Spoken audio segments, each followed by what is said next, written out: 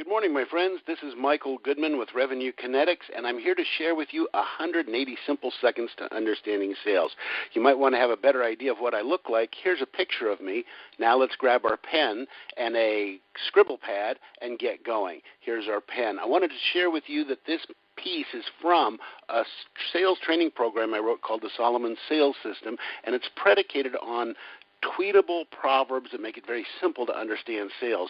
The first one is this: all of sales is a return on investment equation.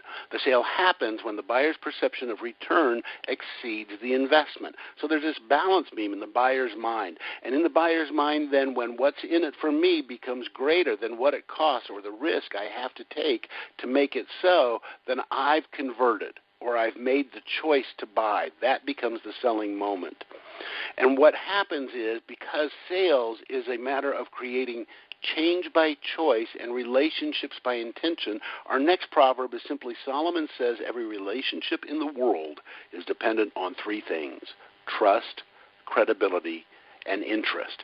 We must foster trust, develop credibility, and discover interest.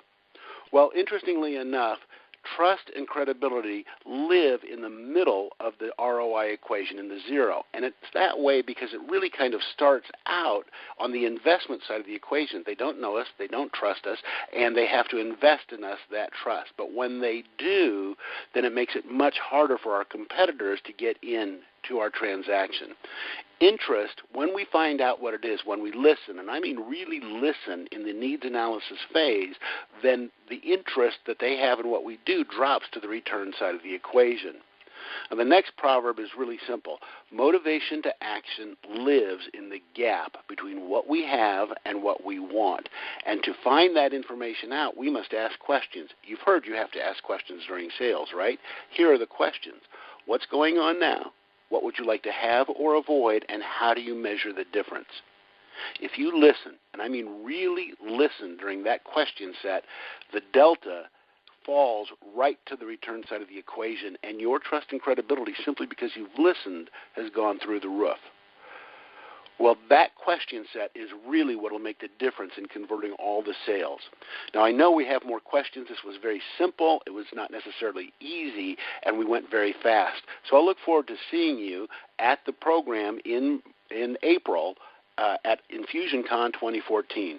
Thank you so much.